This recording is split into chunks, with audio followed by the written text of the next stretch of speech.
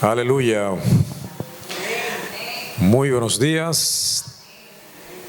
Que la gracia de nuestro Señor Jesucristo esté abundando en nuestros corazones hoy y siempre. ¿Cómo se sienten? ¿También? En victoria. Tengo mucho aparato de aquí. Bien, pretendo enseñar hoy, como siempre, lo que planificamos, lo que preparamos a la luz del Espíritu Santo. Esperamos que sea un mensaje, como siempre, de aliento y esperanza para el pueblo de Dios. Pues nada, vamos a orar para que sea Dios quien ponga las palabras adecuadas que yo tengo que pronunciar acá para que el pueblo de Dios quede edificado en esta mañana. Oramos en el nombre del Padre, del Hijo y del Espíritu Santo. Amén.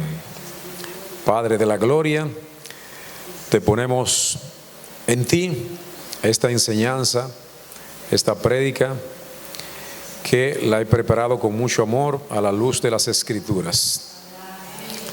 Te rogamos que ponga oídos, que abra los oídos espirituales de nuestros hermanos de la casa de fe para que puedan salir edificados en esta mañana de hoy. Te adoramos, Padre, te bendecimos, glorificamos tu santo nombre, Señor. Mantén el control del universo. Tú eres el que tiene el control, el sustentador del universo. Tú tienes la autoridad, tú tienes el control de todo. A pesar de las guerras, a pesar de lo convulsionado que esté el mundo, tú tienes el control de todo. O sea, tú eres eterno, Padre. Tú eres omnipresente, tú eres omnipotente, tú eres omnisciente, Señor. Tú lo puedes todo, tú lo sabes todo, tú estás presente en cada lugar, tú estás presente en cada pensamiento. Te pedimos que sea tú guiando nuestras vidas para que la luz de la verdad sea la que prevalezca en nuestros pensamientos, en nuestras acciones, en nuestros hechos, Señor. Danos fortaleza para que la luz de Cristo siga iluminando nuestras vidas. Te adoramos, Señor, te bendecimos y glorificamos tu santo nombre, Señor. Somos cristocéntricos, Señor, y tenemos a Cristo en el centro de nuestras vidas. Cada vez que Cristo está en el centro de nuestras vidas, aunque tengamos momentos de dificultades, finalmente tú vas a iluminar con la luz de la verdad nuestras vidas. Te adoramos, Señor, te bendecimos y glorificamos tu santo nombre, Señor. Paz para las naciones en estos momentos de tantas convulsiones. En el nombre de Cristo, amén y amén. Pues bien, en el día de hoy le he puesto como título a este... ¿Se ve más claro las cosas de ahora? ¿Ven las cosas más claras hoy? Porque miren para allá. Miren para allá, que hay un nuevo proyector, ¿verdad? Eso se puso el viernes aquí, pastora. Eso llegó directamente a los Estados Unidos, ¿verdad? Importado para la iglesia. Entonces está más nítido, hay mayor resolución y las cosas ustedes ven en los videos y hasta las letras las ven con mayor nitidez. Eso es lo que pasa, tenemos un nuevo artefacto de proyección. Pues bien, tenemos un tema, no sé por qué yo le puse ese tema, le puse ese nombre, el árbol, el madero y la promesa. Debe decirle algo eso a ustedes. ¿Por qué el árbol? ¿Por qué el madero? ¿Y por qué la promesa? Entonces yo quiero comenzar en el libro original, ¿verdad? ¿Cuál es el libro original? Génesis. ¿Qué significa Génesis? El principio, ¿verdad? Entonces, en Génesis, en el capítulo 1, usted sabe que comienza, ¿cómo comienza el capítulo 1? La creación, ¿verdad? O sea, el capítulo 1 está diseñado para la creación, para que usted entienda que Dios es el creador de todas las cosas. Y el capítulo 2 básicamente se refiere, después que Dios crea el cielo y la tierra y todo lo que hay en ello, cuando quedaron terminados, entonces, o sea que en el sexto día Dios creó al hombre, ¿verdad? Si usted le pregunta a un filósofo de dónde viene el hombre, ¿qué le va a decir un filósofo? Un científico, ¿qué le va a decir? Ojo, que el hombre vino producto de la evolución de un mono, de un Homo sapiens, ¿verdad? Que finalmente caminaba en 4 patas y de repente se paró y ya tenemos el hombre, ¿verdad? Esa es la interpretación de la filosofía científica. Pero nosotros no creemos en esas cosas, creemos en lo que dice las Sagradas Escrituras, que el hombre, que Dios creó al hombre en el sexto día, entonces lo puso en un jardín, ¿verdad? Pero ¿dónde estaba ese jardín? ¿Usted sabe dónde quedaba ese jardín? El jardín del Edén, ¿dónde quedaba? ¿Dónde quedaba? Mire, parte de los conflictos del Medio Oriente es eso, ¿verdad? Por ahí que está el jardín del Edén, ¿verdad? Donde Dios puso a esa parejita de Adán y Eva, ¿verdad? En un lugar que yo entiendo, interpreto como que era una especie de pedazo de cielos aquí en la tierra, ¿verdad? Donde Dios y el hombre tenían una comunión perfecta. O sea, Dios visitaba a Adán y Eva todas las tardes para saber cómo estaban, ¿verdad? Y la Biblia nos registra la cantidad de tiempo que pasó entre lo que... Y en ese jardín habían 3 tipos de árboles. ¿Se recuerdan? En ese jardín habían 3 tipos de árboles. Habían muchos árboles que para alimentar al hombre, el hombre creó. O sea, el hombre creó esos árboles para alimentar al hombre. Árboles de toda clase, ¿verdad? Para alimentarlo. Me imagino también que existían unos árboles que era para si se enfermase, ¿verdad? Pudiera tomar algunas hojas y también sanarse. Pero había otro árbol que era el árbol ¿cuál? ¿Quién se recuerda? No, antes de ese, el árbol de la vida, porque el hombre vivía para siempre, ¿verdad? ¿Cuántos años duró Adán y Eva? No se sabe. Pero la idea es que ellos comían de ese árbol de la vida para vivir por siempre. Porque en la mente de Dios, el hombre lo creó para vivir eternamente, ¿verdad? Entonces ese árbol era que le permitía a ellos vivir siempre, ¿verdad? Pero había otro árbol que fue la única restricción que Dios le puso a Adán y Eva, era el árbol del conocimiento, el árbol de la ciencia, del bien y del mal. Entonces le dijo: mira, ese árbol que está ahí, no lo toque, por favor, no lo toque, ¿verdad? No lo toque, respeta eso, la única regla, no me toque ese árbol, ¿verdad? Y le dijo: mira, si lo toca, es el día que lo toque, entonces tú morirás. Y eso está registrado, por supuesto, vamos a leer primeramente Génesis 2:8. ¿Qué dice Génesis 2:8? Ok, quiero comenzar con Génesis 2, donde dice lo siguiente, ¿verdad? A partir del versículo 23, dice: el cual al verla dijo: esta sí que es de mi propia carne y de mis propios huesos. Se va a llamar mujer porque Dios la sacó del hombre. Por eso el hombre deja a su padre y a su madre para unirse a su esposa, y a los dos llegan a ser como una sola persona. Tanto el hombre como su mujer estaban desnudos, pero ninguno de los dos sentía vergüenza de estar así. Eso es lo que quiero destacar, ¿verdad? Andaban desnudos sin problema, no tenían vergüenza, porque no tenían conciencia de eso, ¿verdad? Pero ese versículo 25 se expresa en el capítulo 3, donde viene lo que se llama la caída del hombre, Y el hombre entonces, como comió del árbol del conocimiento, el árbol de la ciencia del bien y el mal, entonces lo voy a leer a partir del versículo 1, dice, la serpiente era más astuta que todos los animales salvajes que Dios el Señor había creado. Y le preguntó a la mujer, así que Dios les ha dicho que no coman del fruto de ningún árbol del jardín, en forma de pregunta. Y la mujer le contestó, podemos comer del fruto de cualquier árbol. Mira que era de cualquier árbol, menos del árbol que está en medio del jardín. Dios nos ha dicho que no debemos comer ni tocar del fruto de ese árbol, porque si lo hacemos, moriremos. Estoy leyendo de una versión diferente, la Reina Valera. Mira, ahí está la sentencia, que si ese árbol era comido o tocado, entonces ese mismo día iban a morir. Pero la serpiente le dijo a la mujer, no es cierto, no morirán. El engaño.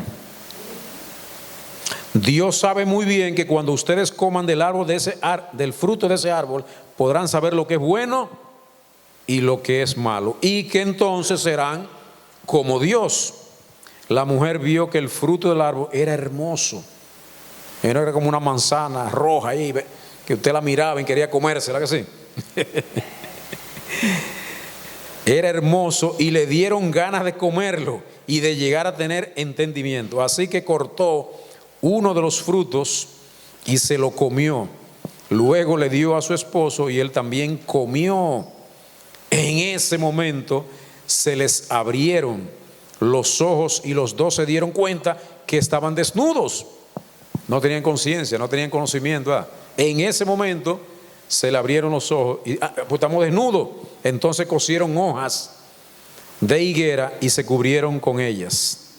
El hombre y su mujer escucharon que Dios el Señor andaba por el jardín a la hora en que sopla el viento de la tarde y corrieron a esconderse de él entre los árboles del jardín. Pero Dios el Señor llamó al hombre y le preguntó, ¿dónde estás? Que no te veo. ¿Dónde estás? Que no te veo. Pero en forma figurativa. El hombre contestó, escuché que andabas por el jardín y tuve miedo porque estoy desnudo, por eso me escondí. Desnudo. Entonces Dios le preguntó, ¿y quién te ha dicho que estás desnudo? ¿Acaso has comido el fruto del árbol del que te dije que no comieras? El hombre contestó, la mujer que me diste por compañera me dio de ese fruto y yo lo comí. Como eximiéndose, no fui yo, fue ella que me dio. Entonces Dios el Señor le preguntó a la mujer, ¿por qué lo hiciste? Y ella respondió, la serpiente me engañó y por eso comí del fruto. Señor, ese fue el acontecimiento más trascendental, el pecado de la humanidad. El hombre desobedeció a Dios y en ese momento se rompió la comunión que existía en el jardín del Edén. Había una comunión perfecta entre Adán y Eva y Dios. Entonces esa desobediencia hizo que realmente se rompiera esa comunión. Entonces aquí hay muchas sentencias para el hombre, muchas sentencias para la serpiente, muchas sentencias para la tierra, porque Dios sentenció lo siguiente. Entonces Dios el Señor dijo a la serpiente, por esto que has hecho, maldita será entre todos los demás animales. De hoy en adelante caminarás arrastrándote y comerás en tierra. Entonces uno interpreta cómo andaba anteriormente la serpiente. Paradita era. Parece que la serpiente andaba paradita, ¿verdad que sí? Porque él dijo que a partir de ahora iba a caminar, entonces arrastrándose. Eso fue una sentencia. Haré que tú y la mujer sean enemigas, lo mismo que tu descendencia y su descendencia. Su descendencia que te aplastará la cabeza y tú le morderás el talón, aquí atrás.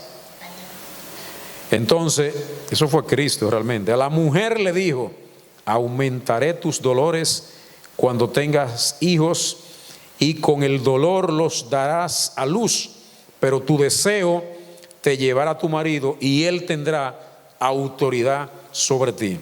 Al hombre le dijo: como le hiciste caso a tu mujer y comiste del fruto del árbol del que te dije que no comieras, ahora la tierra va a estar ¿bajo qué? Bajo maldición por tu culpa. Con duro trabajo la harás producir tu alimento durante toda tu vida. La tierra te dará espinos y cardos, y tendrás que comer plantas silvestres.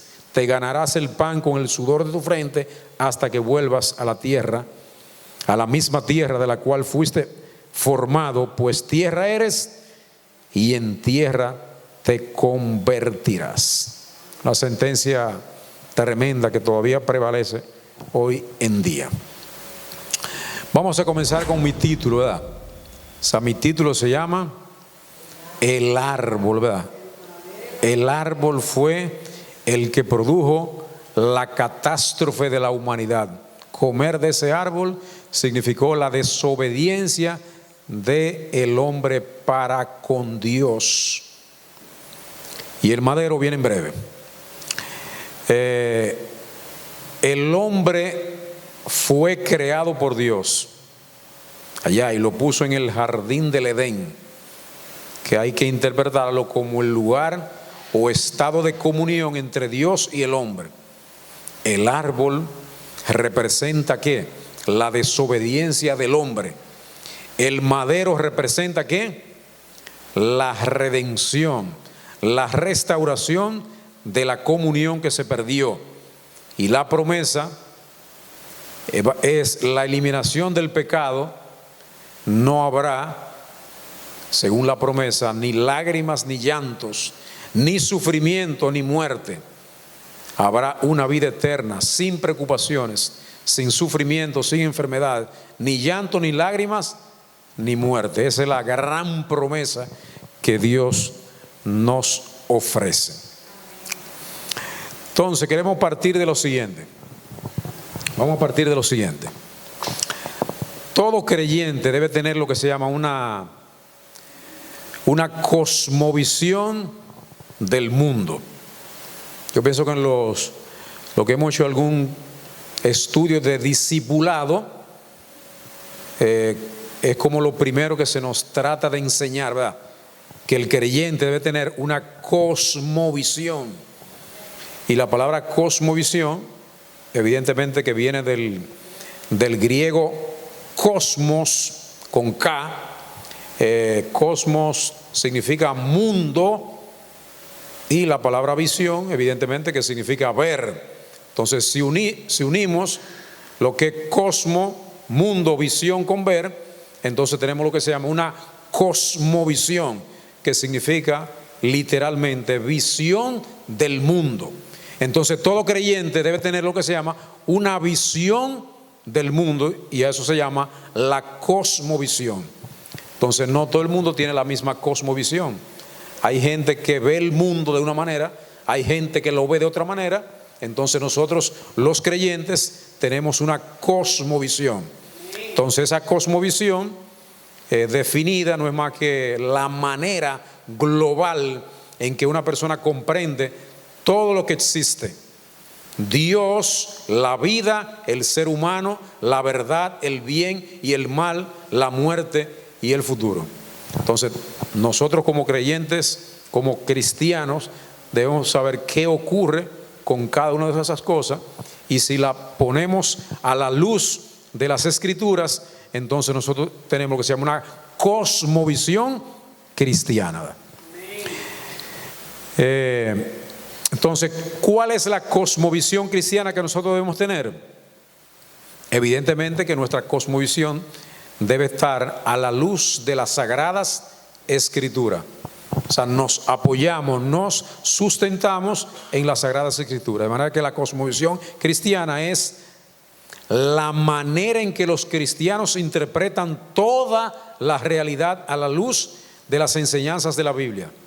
parte de la convicción de que Dios es el creador, Dios es el sustentador, el redentor del universo, y que la vida humana tiene un propósito eterno.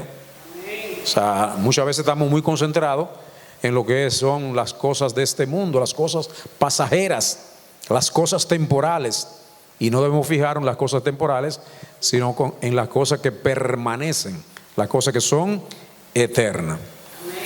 Entonces, esa cosmovisión cristiana, que la vamos a resumir en unos elementos para ser un poquito más específico. El primer elemento es Dios como origen y fundamento de todo.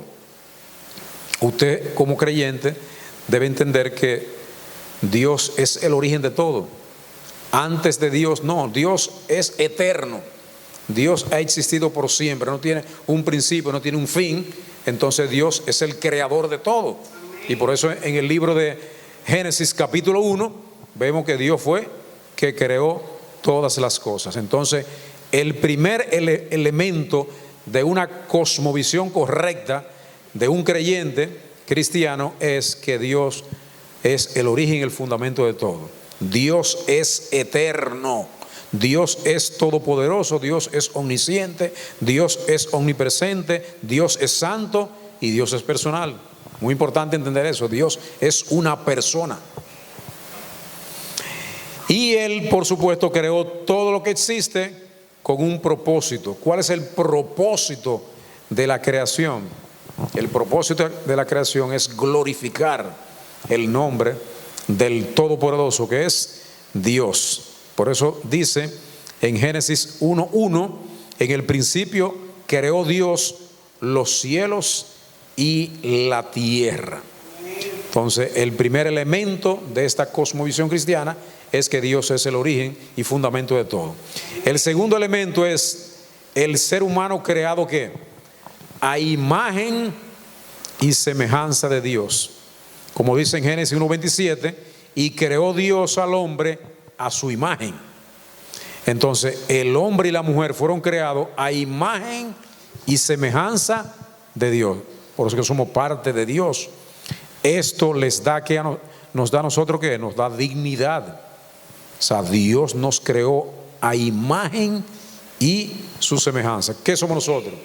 ¿Qué somos nosotros? Nosotros tenemos cuerpo, ¿verdad? O sea, Dios no tiene cuerpo.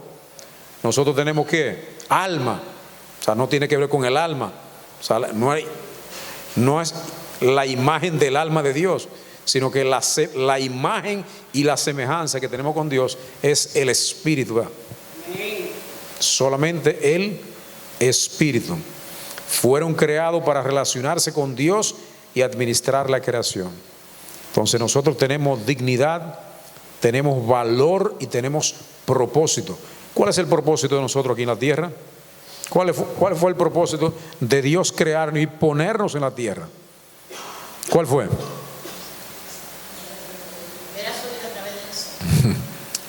Pero primeramente administrar la creación, ¿verdad? La creación es diversa. Entonces, ¿a quién se nos dio la autoridad para administrar esta creación? ¿Hay otro ser que esté?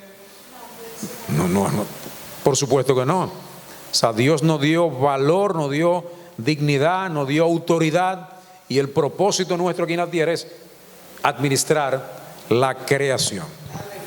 Entonces, ese es el segundo elemento. El tercer elemento es que evidentemente ocurrió la realidad del pecado, y eso produjo entonces la caída. Entonces el pecado entró. ¿Por qué? ¿Por qué entró el pecado? Antes de tocar el árbol no había pecado, había una comunión perfecta. Simplemente el pecado entró. ¿Por medio de qué? Por medio de la desobediencia de Adán y Eva. Entonces, ¿el pecado qué? El pecado rompió esa comunión y trajo ¿qué? ¿Qué fue lo primero que trajo? Muerte, porque murieron en ese momento, murieron espiritualmente. Aunque siguieron viviendo físicamente, Adán y Eva murieron espiritualmente, perdieron ese aliento de vida que Dios se lo daba a través del Espíritu, la semejanza y la imagen de Dios era a través del Espíritu. Entonces la desobediencia entonces trajo simplemente que se rompiera esa comunión con Dios y trajo a la humanidad, entonces trajo muerte, trajo sufrimiento y por supuesto trajo toda esta corrupción que vivimos en estos tiempos. Fue a través de ¿qué? De la desobediencia, porque el hombre sigue en su rebeldía, en su rebelión contra Dios, sigue desobediente y no le cree a Dios, sino que cree en sus propias convicciones.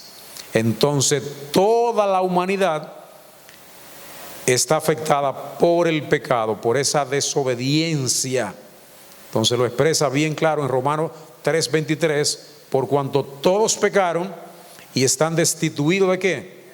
De la gloria de Dios. O sea, el único que cambió eso, más para adelante lo vamos a decir, usted sabe quién fue, ¿verdad? O sea, ese pecado original que duró miles de años en la humanidad, entonces vino a restaurarse por una obra que se llama, por eso se llama obra redentora, la obra de el madero. En el árbol se produjo la desobediencia, se produjo la muerte, se produjo la aflicción, el sufrimiento, las enfermedades, la corrupción y la falta de comunión con Dios. Pero vino una solución al pecado de la humanidad. ¿Cuál es la solución del pecado de la humanidad? Desde hace 2000 años tenemos una solución. Entonces ese cuarto elemento que todo creyente debe tener acerca de la cosmovisión cristiana es que hay un Jesucristo que es el Redentor, el que nos saca de la condición de pecaminosos y entonces nos pone en una posición distinta. Y usted sabe cómo se produce ese evento. Ese hecho se produce a través de nuestro arrepentimiento. El arrepentimiento del pecado fue que nos trajo a Cristo, ¿verdad? O Él nos puso una tristeza, como se lo he dicho en otras oportunidades. Él mandó una tristeza, Él nos afligió, porque no creo que la conversión genuina viene de fiesta y fiesta. No, creo que no es así, que está en fiesta, va a seguir en fiesta. O sea, el arrepentimiento genuino viene de una aflicción, de una tristeza, que es la tristeza que Dios nos envía para afligirnos y para convencernos de que estamos ¿qué? ¿Que estamos en qué? Estamos en pecado. Entonces esa aflicción, esa tristeza hace que nosotros entonces nos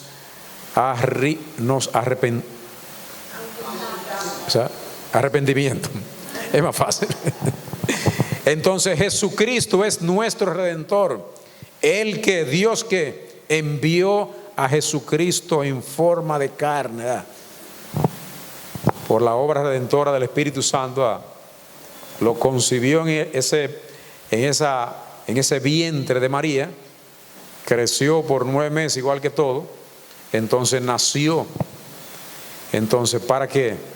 Ese nacimiento fue simplemente para salvación de la humanidad. Él vino a enseñarnos las cosas del cielo aquí en la tierra. Jesús vivió ¿qué? Sin pecado. Él estuvo aquí con nosotros, pero vivió sin pecado. Murió en la cruz y luego resucitó. Esa es la obra salvífica, esa es la obra del madero, que Él tenía un propósito eterno de que ser crucificado, se dejó crucificar. Ellos pensaron que ganaron, ¿verdad? O sea, los que lo crucificaron, lo matamos, el diablo gozando, matamos a Dios, ¿verdad? En la cruz. Pero no sabía que era parte del propósito eterno de Dios, que Él muriera en el madero. Muriera, ¿por qué? Por los pecados de la humanidad. En ese madero se clavaron todos nuestros pecados, pasado, presente y futuro. Pero el diablo se seguía riendo, lo matamos, murió, vencimos. Pero él no entendió, lo entendió después, me imagino, ¿verdad?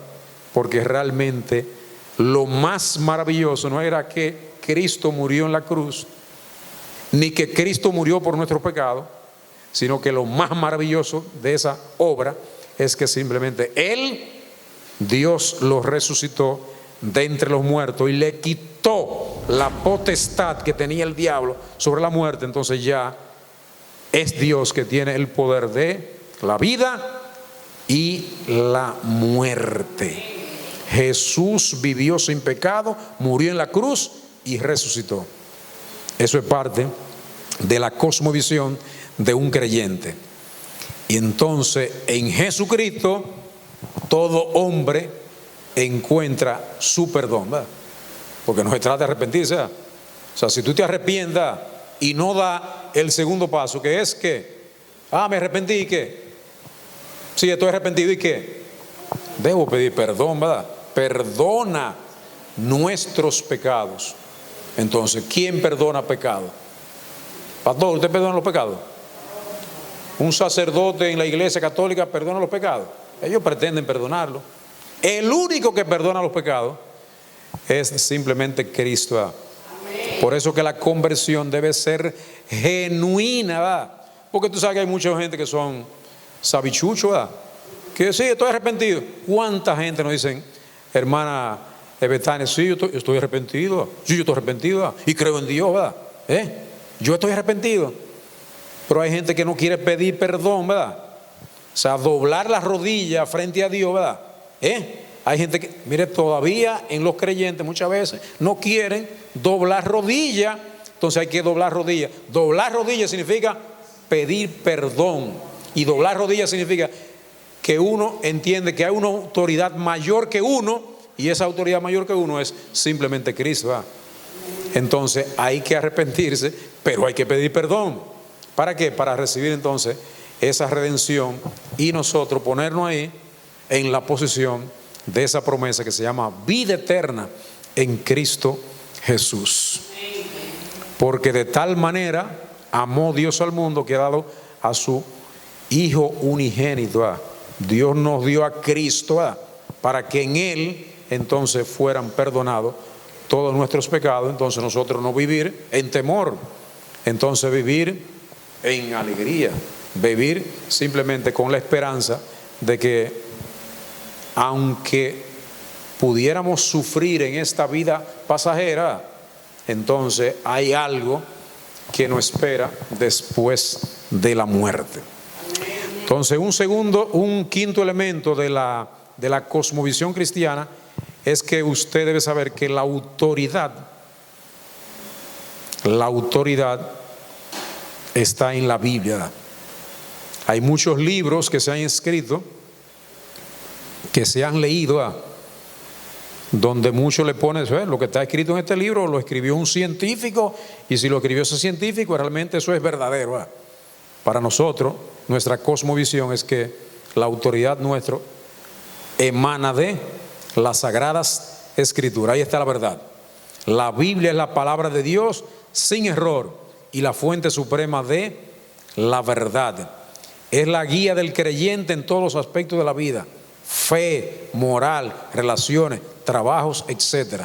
Como dice en Salmo 119:5, lámpara es a mis pies tu palabra y lumbrera a mi camino. Y el sexto elemento es de saber que usted no está aquí. ¿Para qué usted está en la tierra aquí? Usted vino aquí a comer arroz, habichuela y carne. No. O sea, nosotros estamos aquí con un propósito. O sea, el creyente debe saber que nosotros tenemos un propósito de vida. ¿Cuál es el propósito de vida nuestro?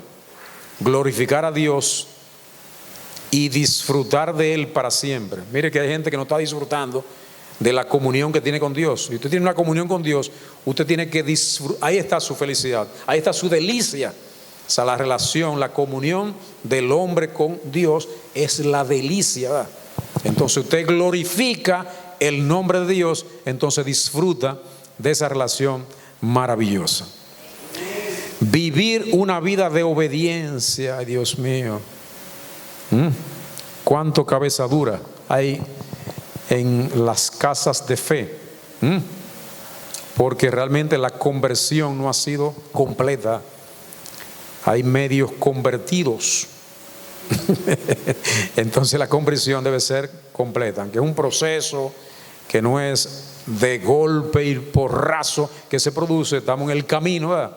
Pero realmente hay que ser obediente a la palabra, tener una vida de amor y servicio a los demás, ser parte del plan de la redención y extensión del reino de Dios aquí en la tierra. Ese pedacito de cielo que Dios puso en el jardín del Edén, ¿verdad?, es para que se expandiera al norte, al sur, al este, al oeste, al suroeste, al noroeste, a todos los lugares, hasta que finalmente la tierra tuviera un lugar parecido al cielo. El séptimo elemento es el destino eterno, ¿verdad? ¿Qué pasa con nosotros? Porque hay gente que no quiere hablar de qué pasa después de la muerte. ¿Qué pasará después de la muerte? ¿Cuál es el destino? ¿Cuál es el futuro? El futuro está claro. ¿Dónde lo dice? ¿En un libro por ahí cualquiera? No, lo dice en las Sagradas Escrituras, que habrá una resurrección. ¿Y por qué usted se preocupa tanto? Si, aunque usted muera, usted va a ser resucitado. ¿Cuándo? No lo sabemos. Pero cuando venga Cristo, ¿verdad?, que viene pronto, como decía allí, Cristo viene pronto, ¿verdad? El pronto no es el pronto de nosotros, sino el pronto de ellos. Habrá una resurrección y por supuesto que habrá un juicio final, ¿verdad?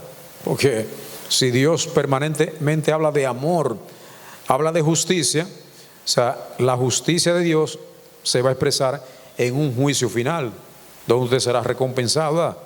Algunos serán cabos, otros serán tenientes, otros serán generales. Exacto, cada quien tendrá un rango, ¿verdad?, según lo que haya hecho.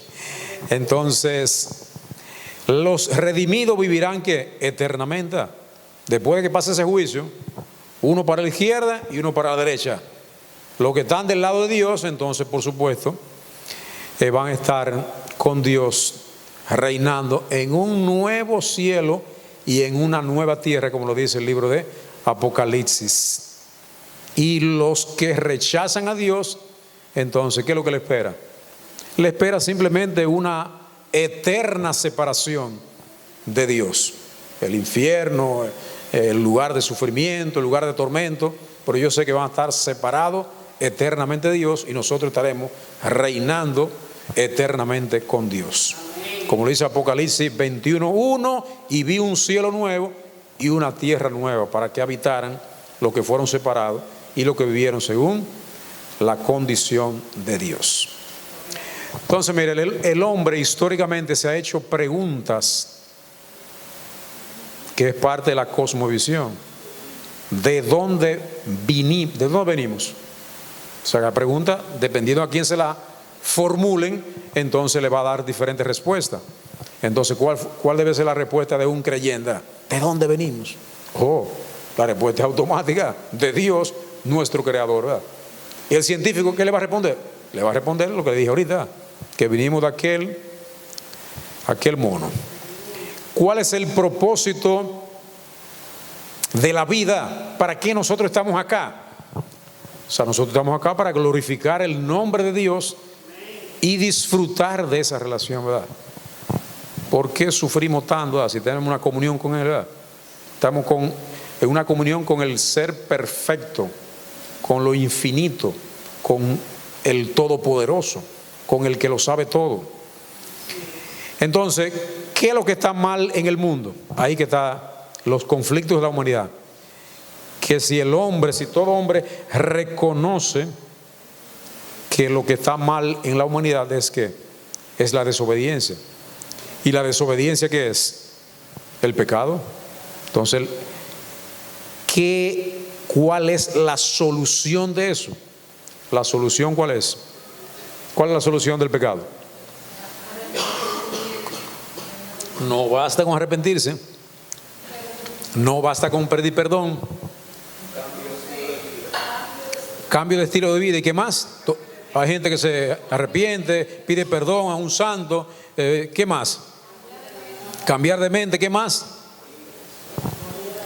Se están olvidando de lo más importante: poner a Cristo en el centro de nuestras vidas.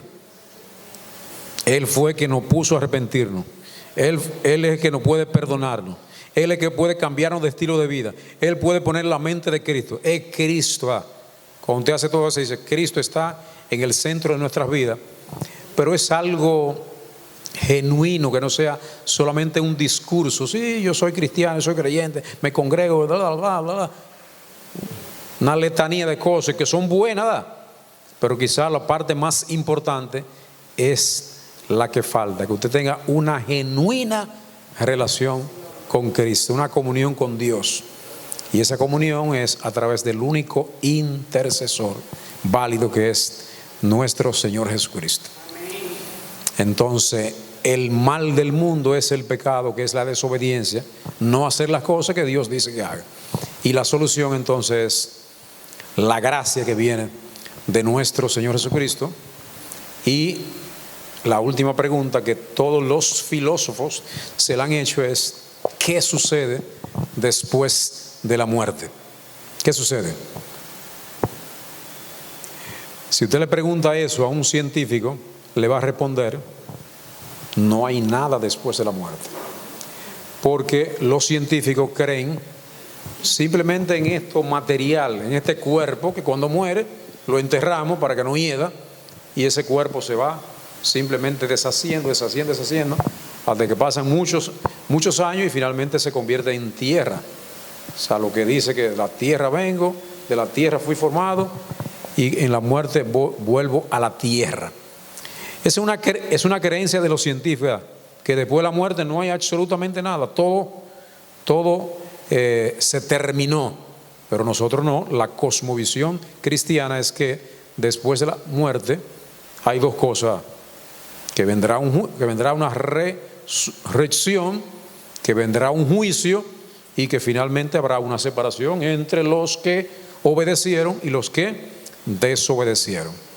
Por eso que en la fe católica hay una gran distorsión, en el cual ellos piensan que después de la muerte hay una solución, y el hombre no tiene solución después de la muerte.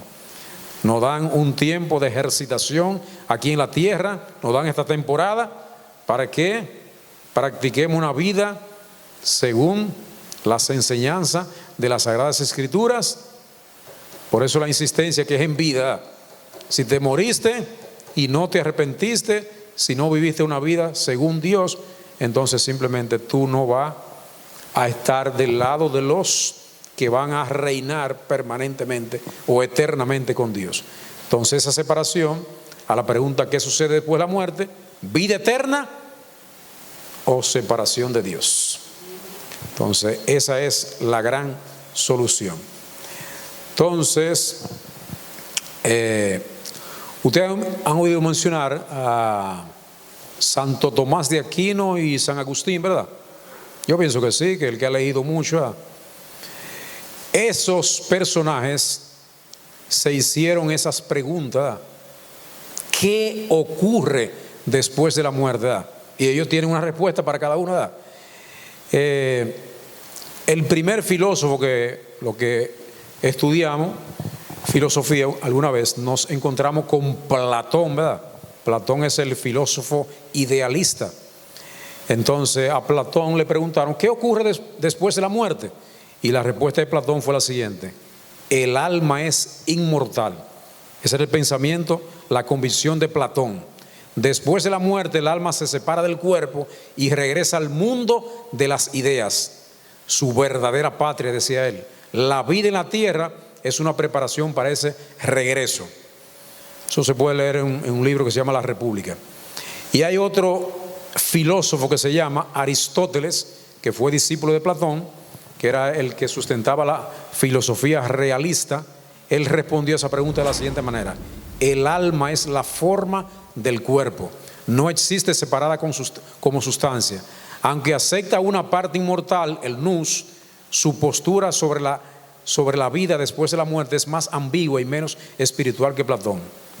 Y que era más radical, que se llama Epicuro, materialista, dijo: después de la muerte no hay nada, no debemos temerla, porque cuando la muerte está, ya no estamos nosotros.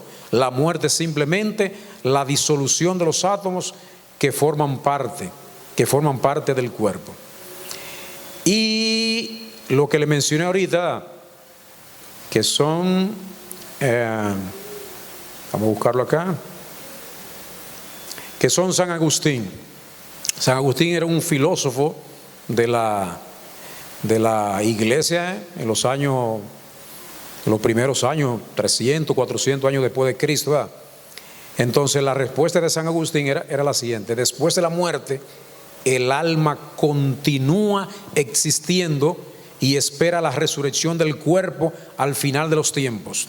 Los justos vivirán eternamente con Dios y los impíos serán separados de Él eternamente. Un poquito más de alineación con las Sagradas Escrituras.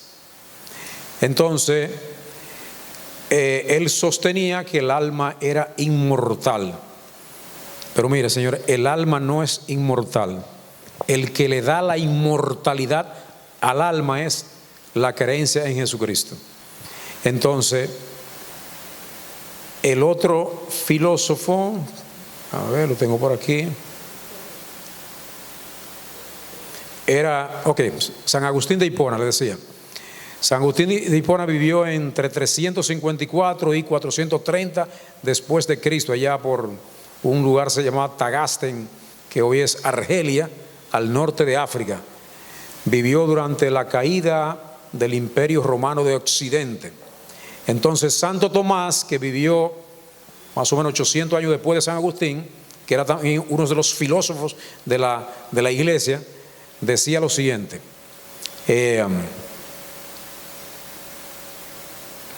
y hacemos una pequeña comparación entre San Agustín de Hipona y Santo Tomás de Aquino. Ambos nacieron 800 años de distancia, uno en 430 murió y el otro en 1274. La influencia de esos filósofos fueron Platón y el cristianismo para San Agustín de Hipona, mientras que para Santo Tomás de Aquino lo que lo influenciaron fueron Aristóteles y el cristianismo. Entonces, la diferencia es la siguiente. Quiero hacer una diferencia entre lo que nosotros queremos ahora y lo que creen esos filósofos, para ir terminando.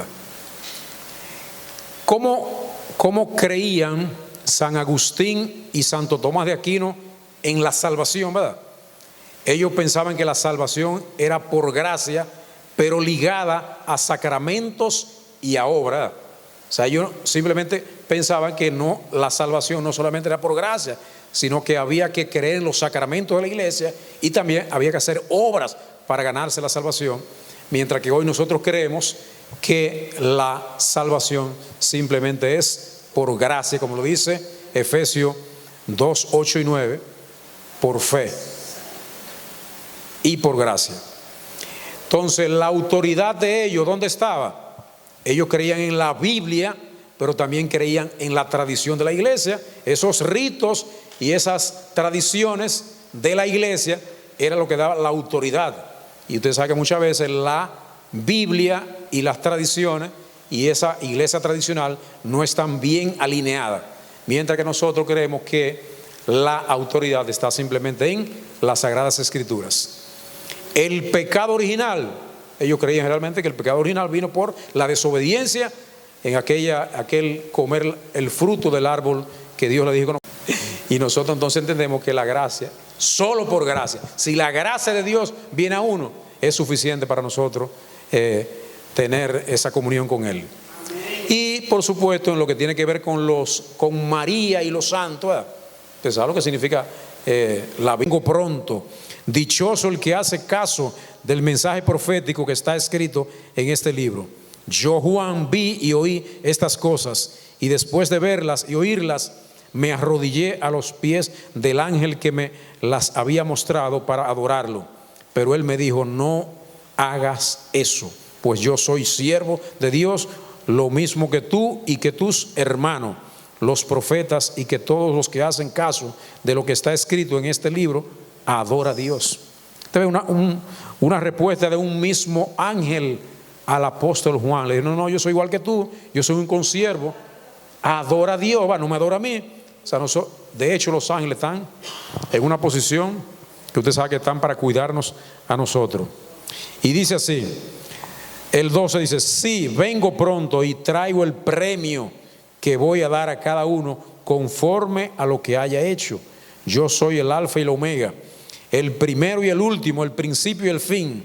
Dichosos los que lavan sus ropas para tener derecho al árbol de la vida y poder entrar por las puertas de la ciudad. Pero fuera se quedarán los pervertidos, los que practican la brujería, los que cometen inmoralidades sexuales, los asesinos, los que adoran ídolos y todos los que aman y practican el engaño. Yo, Jesús, he enviado mi ángel para declarar todo esto a las iglesias. Yo soy el retoño que desciende de David, soy la estrella brillante de la mañana. El Espíritu Santo y la esposa del Cordero dicen ven, y el que escucha diga ven, y el que tenga sed quiera, vengan y tome del agua de la vida sin que le cueste nada. A todos los que escuchen el mensaje profético escrito de este libro, les advierto esto: si alguno añade algo a estas cosas, Dios le añadirá a él las calamidades que en este libro se han descrito. Y si alguno quita algo del mensaje profético escrito en este libro, Dios le quitará su parte del árbol de la vida y de la ciudad santa que en este libro se han escrito. El que declara esto dice: sí, vengo pronto, amén. Ven, Señor Jesús. Que el Señor Jesús derrame su gracia sobre todos. Último versículo de las Sagradas Escrituras. Pónganse de pie y vamos a orar para que el Señor sea quien termine de edificar en sus mentes a través de Cristo este mensaje que traté de un poquito refrescar lo que es la cosmovisión del creyente, para que seamos creyentes genuinos y no seamos creyentes incrédulos, ¿verdad? Porque una vez en medio de ser creyente tenemos algunas incredulidades que es importante que nosotros las edifiquemos a la luz de las Sagradas Escrituras. Padre eterno, en el nombre de Cristo nuestro Señor y Salvador, te damos gracias por esta mañana, por este mensaje, por estos hermanos que vinieron aquí a nuestra casa de fe, siempre buscando ese mensaje de aliento y esperanza. Te adoramos, Rey de Reyes, Señor de Señores. Te decimos gracias por todas las cosas que tú propicias en nuestras vidas. Gracias por esa luz que nos envía y que hace que nosotros tengamos un mayor placer de tener esa comunión contigo. Te adoramos, Rey, te bendecimos, glorificamos tu santo nombre. Derrama tu Santo Espíritu, Señor, en nuestra casa de fe, para que cada día nosotros crezcamos en esa esperanza divina, en esa sabiduría del cielo que debe ir creciendo, que debe ir incrementándose en nosotros cada día, para entender el propósito de la vida, para entender que tú eres el Todopoderoso, que tú eres el que propicia en nosotros cada obra, cada situación, cada circunstancia, y tú la ilumina a través del Espíritu Santo. Te adoramos, Rey, te bendecimos, Padre de la gloria. Envía a cada hermano que tenga algún tipo de necesidad, Señor. Mira sus corazones, mira sus anhelos, mira sus genuinas necesidades, Señor, y alivia las penas. Sana cada cuerpo que tenga algún tipo de sufrimiento. Declara sanidad, declaramos sanidad en cada uno de nosotros, para que sea Cristo obrando en nuestras vidas, Señor. Que entendamos, Señor, que somos creyentes, que somos personas que realmente han creído en que en Cristo está la razón de ser de nuestras vidas. Que después de esta vida tenemos una esperanza, una esperanza gloriosa, que es estar permanentemente en comunión contigo en una vida eterna. Te adoramos, mi Señor, te bendecimos, glorificamos tu santo nombre, mi Dios. Gracias, Señor. Gracias, Señor, por cada una de las bendiciones que recibimos y que muchas veces no la entendemos en su gran plenitud. Gracias, Señor.